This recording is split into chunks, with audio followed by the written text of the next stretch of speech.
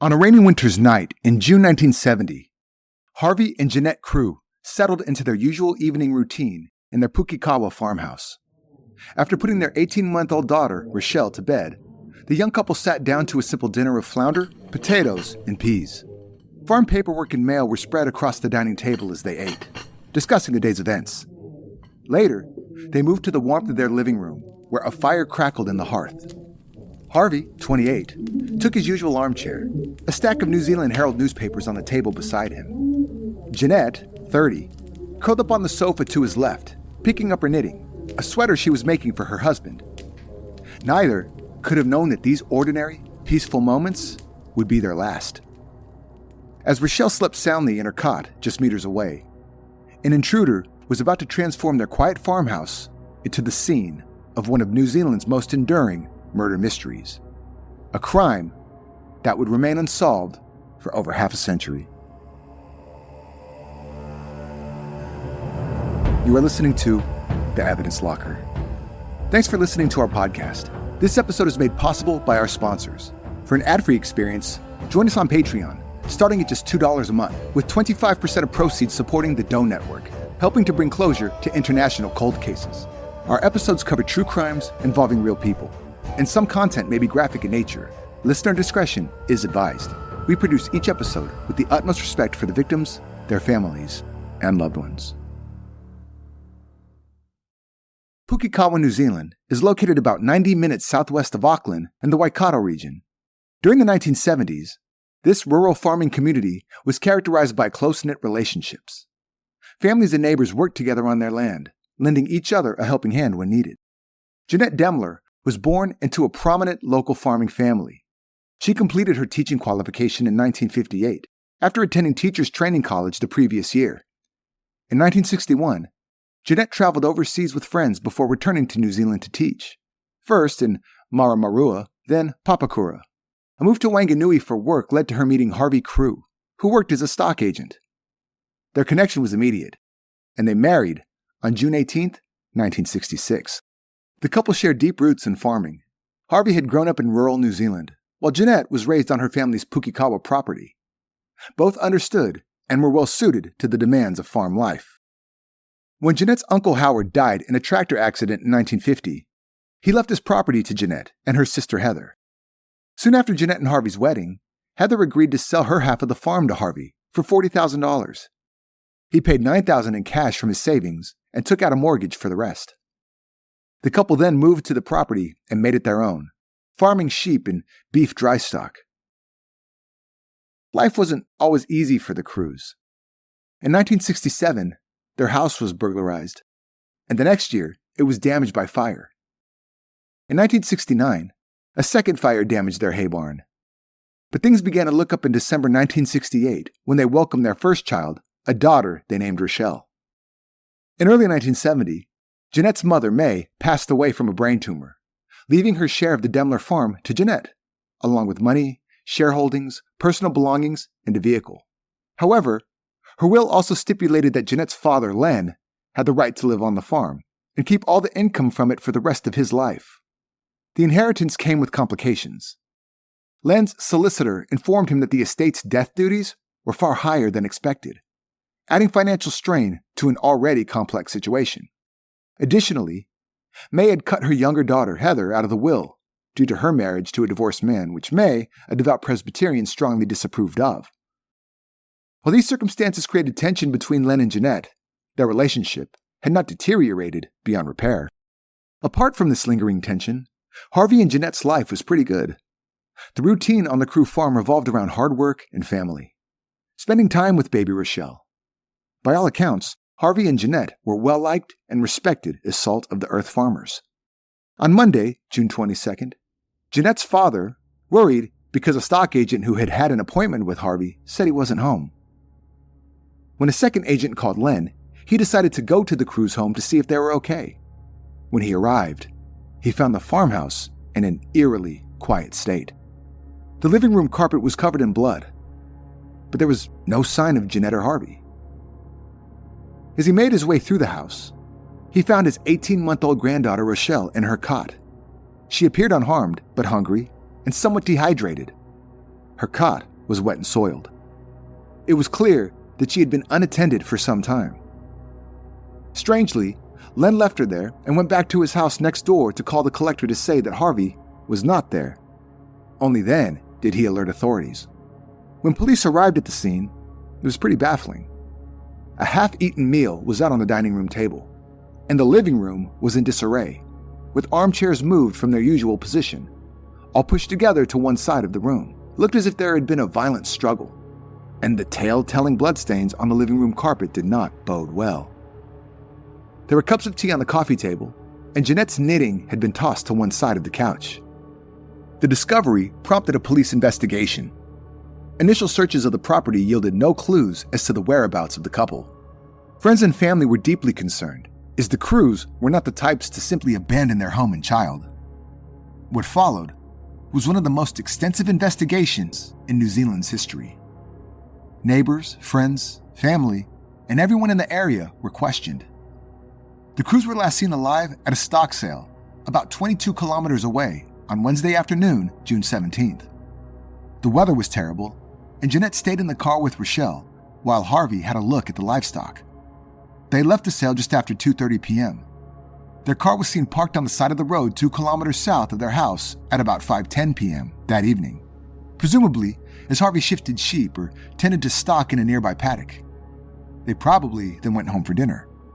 The couple usually sat down to eat between 6:30 and 8:30 p.m. after Jeannette had fed Rochelle and put her to bed. That night, Jeannette prepared flounder, potatoes, and peas. The couple ate, then left their empty plates on the table with the remnants of the fish on a larger plate in the middle and paperwork, mail, and farm documents spread around. They made cups of tea and moved to the lounge. Harvey sat in his usual armchair with a side table piled with copies of the New Zealand Herald next to him. Jeannette moved to the sofa to Harvey's left, where she picked up her knitting. What happened after that? No one knows. A laborer who was working on a neighboring farm told police that he had seen a woman entering the Crewe home 3 days after they were last seen. When Rochelle was found, she was hungry and crying, but all things considered, she was in a relatively good state. Dirty diapers were found discarded on top of the fridge, not how Jeannette or Harvey would have disposed of them. A world expert in child abuse, Professor Carol Jenny, reviewed the case and concluded that Rochelle's condition was clinically incompatible with complete starvation and lack of fluid for 5 days. She noted that the wet state of Rochelle's bedding indicated normal urine output, which would not be expected if the child had been deprived of fluids. This led to the conclusion that Rochelle had been given food and/or drink between the time her parents died and when she was found by her grandfather. But by who? The Crews had a daily delivery service with bread, milk, and a copy of the Herald newspaper left in a wooden box at their front gate. On June 18th, 19th, and 20th, the delivery man made his usual stops. Each time, he noticed that his previous deliveries remained untouched in the box. By June 22nd, seeing that nothing had been collected, he decided to pause the deliveries. Believing the Crews were simply away without having informed him, he removed the stale bread from the box and tossed it into an adjacent field to prevent rats from getting into it. From the outset, police found Len Demler to be rather suspicious. His actions in the days after his daughter and son-in-law were reported missing were peculiar. He watched the investigators as they combed the Crewe farm from a distance, always on horseback. When investigators learned about his troubled relationship with Jeannette, they were convinced he had something to do with the disappearance. To add to their suspicion, traces of Jeannette's blood were found on the seat in his truck, and when detectives asked to see his firearm, he didn't know where it was. Being the early 70s, police used some unconventional methods of harassment on Len, hoping he would buckle under the pressure and confess. However, Len remained unfazed, made sure he had a lawyer on the case, and even hosted a birthday party to take his mind off things, with his daughter and son-in-law still missing and feared deceased. Because of this, he faced a lot of scrutiny from the police and the community. On August 16, 1970, nearly 2 months after the couple was last seen, the mystery deepened. Jeannette's body was discovered floating in the Waikato River, wrapped in a blanket from her own home. Len Demler was asked to identify his daughter's remains at the scene. He reportedly did so without showing any emotion. The discovery of Jeannette's body confirmed the worst fears. This was no case of tragic accident or disappearance. It was cold-blooded murder. And the murderer meticulously tried to hide their crime. Floodwaters eventually caused the Waikato River to yield Harvey's body on September 16th, a month to the day after Jeannette was found. Like Jeannette, his body was wrapped in a blanket from their home, tied up with wire with an old car axle used to weigh down his body. The police investigation established that Harvey was shot first, from behind, by someone standing in the kitchen or just outside the open louver window. The bullet entered the left side of his head, just above his ear, and would have killed him instantly. Evidence suggests Jeannette verbally challenged the offender, possibly by screaming or shouting. She was struck in the face with an object first, then hit her head on the front left corner of the fireplace. She was then shot at close range on the right side of the head. Neighbor Julie Priest told police she'd heard 3 gunshots on June 17th, probably after 8:30 p.m. Both victims died from a single gunshot wound to the head, caused by a .22 caliber pistol. Their bodies were then taken to the river, where they were discarded of. The perpetrator, or an accomplice, made a feeble attempt of cleaning up the scene, as suggested by blood evidence in the kitchen sink. The person, or persons, returned to see to baby Rochelle's most basic needs, a couple of diaper changes, and some food. A month after the bodies were found, however, police had a new suspect, the Crewe's neighbor, Arthur Allen Thomas. Thomas had no apparent motive. However, the axle used to weigh Harvey's body down appeared to have come from an old trailer belonging to Thomas's father. The link was made when police matched wheel hubs to the axle, found in a dump on Thomas's farm. They also discovered the same kind of wire that was used to bind the bodies in Thomas's shed. Investigators ordered another search of the Crewe's back garden, and miraculously, another key piece of evidence emerged. A spent .22 caliber shell casing, fired from Arthur Thomas's gun. Curiously, the garden had been searched on 2 occasions prior to this discovery, and nothing was found then. It seemed like all evidence pointed to Thomas being guilty of murder. Yet there was no motive. That is, until investigators discovered that Arthur Thomas and Jeannette Crewe were childhood friends. When she went overseas, they kept in touch by writing letters. When she returned to New Zealand, Arthur bought her a Christmas present, a brush and comb set. Fearing that Arthur was romantically interested in her, Jeannette did not want to accept the gift and lied, telling him she had a boyfriend. This all happened 10 years before her death. Police wondered if jealousy or anger because of rejection could have been the reason behind the killings. Investigators felt the unrequited love angle was a plausible enough explanation and moved forward with an arrest. Despite Thomas's consistent denial of any involvement in the murders or any allegations of a love interest, he was charged with the murders of Harvey and Jeannette Crewe. His trial began in 1971, even though the case against him was largely circumstantial. The prosecution argued that the cartridge case found in Thomas's garden matched the ammunition used in the murders, and the axle found with Harvey's body was linked to Thomas's father's trailer. These 2 pieces of evidence became the cornerstone of the prosecution's argument. The Crown argued that Thomas drove the 9 miles from his home to the Crewe's farmhouse, approached the home from the back garden where he stood on a ledge and shot Harvey Crewe through a louver window. Once he knew Harvey no longer posed a threat, he entered the house where he shot Jeannette point blank. They also implicated Thomas's wife, Vivian, claimed that she was the one who looked after Rochelle. Vivian denied this, of course, and also provided an alibi for Arthur, insisting that he was home with her the entire evening. Also, the engine of his car was well known to be quite loud, and he would not have been able to arrive unnoticed. As it was a cold and rainy night, the louver windows would also have been closed. Then there was the shell casing. Ballistics noted that there was dried soil inside. If it had been in the garden since the murders, it would certainly have been damp, and there had been constant rain during that time.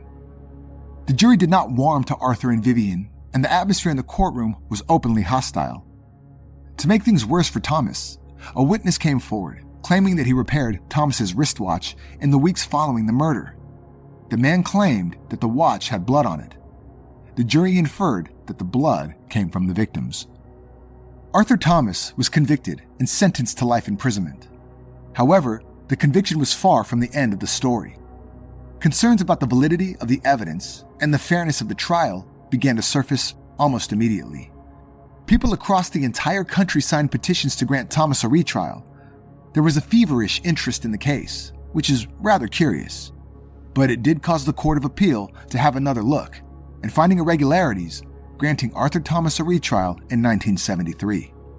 Despite his wife and cousin providing alibis, the prosecution's case still relied heavily on a spent cartridge case allegedly found in the Crewe's garden, which matched Thomas's rifle. This crucial piece of evidence led to another conviction, and Thomas was once again sentenced to life imprisonment. However, doubts about the case persisted.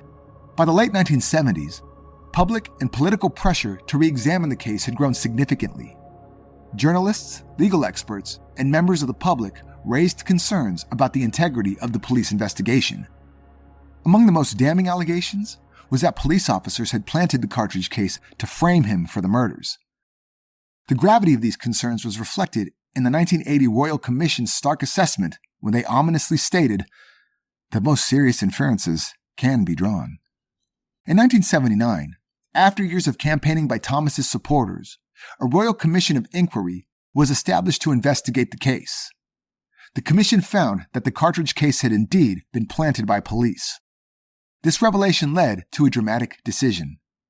Arthur Allen Thomas was granted a royal pardon, and he was released from prison in December 1979 after serving 9 years behind bars.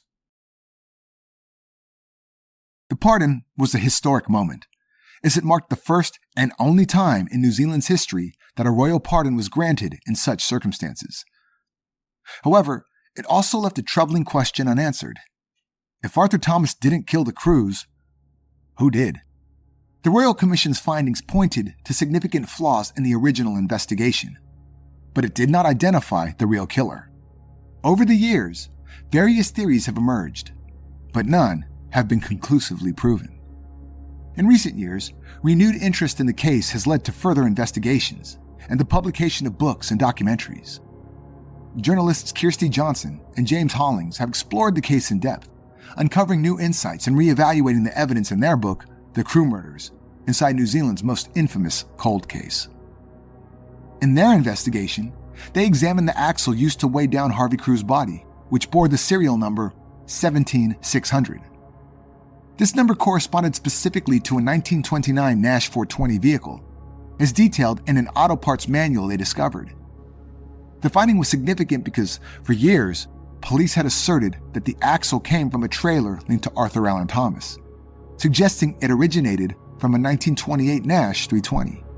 Hollings and Johnston's research indicated that the axle was very likely not from Thomas's father's trailer, thereby challenging a key piece of evidence used against him, and raising the question, who did it belong to then? One enduring mystery is the question of who cared for baby Rochelle in the days following her parents' murders. Witnesses reported seeing signs of activity at the Crewe farm after the couple's disappearance, suggesting that someone returned to the house to feed and care for the child. Some speculate that this individual may hold the key to solving the case. Len Demler's behavior in the days following the murders raised suspicions as well, and he was known to have a strained relationship with his daughter. However, no concrete evidence has ever linked him to the crime. In 2010, Rochelle Crewe, now an adult seeking long overdue answers, approached the police with two pressing concerns. She wanted to know what steps had been taken to identify her parents' real killer after Arthur Thomas was pardoned, and she demanded accountability for the officers Bruce Hutton and Len Johnston, who had planted evidence yet never faced prosecution. Her request reignited public interest in the case, leading to a major police review. The review acknowledged severe investigative failures, including overlooked alibis, a failure to prioritize previous suspicious incidents at the Crewe farm, and ignored vehicle sightings. For instance, the witness account of Ross Eyre, who was 16 years old at the time and was a neighbor of the Crews. Ross knew the Crews well as he occasionally worked on their farm. He recalled that one day, sometime after June 17th, he was waiting for the school bus at the family farm gate when the Crewe car went past. Waving out, he recalled the driver glaring at him and continuing on, hitting a pothole on the corner and nearly losing control. The Crews knew the pothole, he said, and would not have hit it. Also, Jeannette would have waved back. When the Crewe's disappearance became known, his mother rang the police. He told the detective who paid him a visit that he saw the Crewe car. The reply? That's not possible. They disappeared. The officer closed his notebook and accused the boy of seeking attention. No one ever followed up on this compelling statement. For the first time, police formally admitted that officers had fabricated evidence to frame Thomas. Despite this, investigators maintained that Arthur Thomas's rifle was still the most likely murder weapon. However, they were finally able to clear Len Demler of any involvement, with Acting Deputy Commissioner Grant Nichols issuing a public apology to Rochelle. Independent counsel David Jones QC concluded that due to lost and destroyed evidence, it was now nearly impossible to bring anyone to justice. In a December 27, 2020 article, journalist Ian Wishart explored new developments in the 1970 Crewe Murders case. He reported that Harold Plumley, a wealthy individual who posthumously donated his $122 million estate to the church, had previously been considered a potential suspect in the murders. Plumley's connection to the case is further complicated by his tie to Detective Inspector Bruce Hutton. Hutton was dating his sister and later married her. Hutton was the lead investigator in the original case, who was later implicated in evidence tampering that led to the wrongful conviction of Arthur Thomas. Wishart's investigation was prompted by information from former colleagues of Plumley, who alleged that he had expressed animosity toward a local woman he called Jeannette prior to the murders. He allegedly chose to spare Rochelle's life in a moment of Catholic guilt. These revelations add a new dimension to the case, suggesting possible personal motives and connections that were not fully explored during the initial investigation. The Crewe murders remain one of New Zealand's most infamous unsolved crimes. For many, the case represents a failure of the justice system and an unsettling example of how easily the truth can be obscured.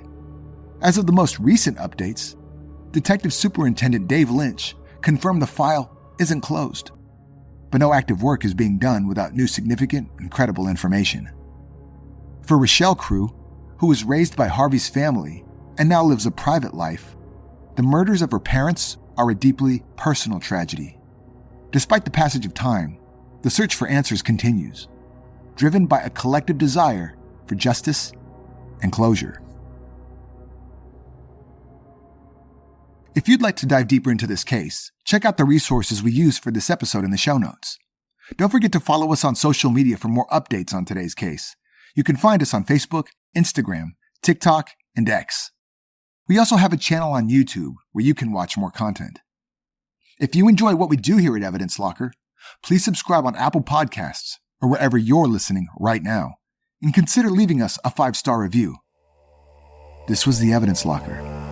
Thank you for listening.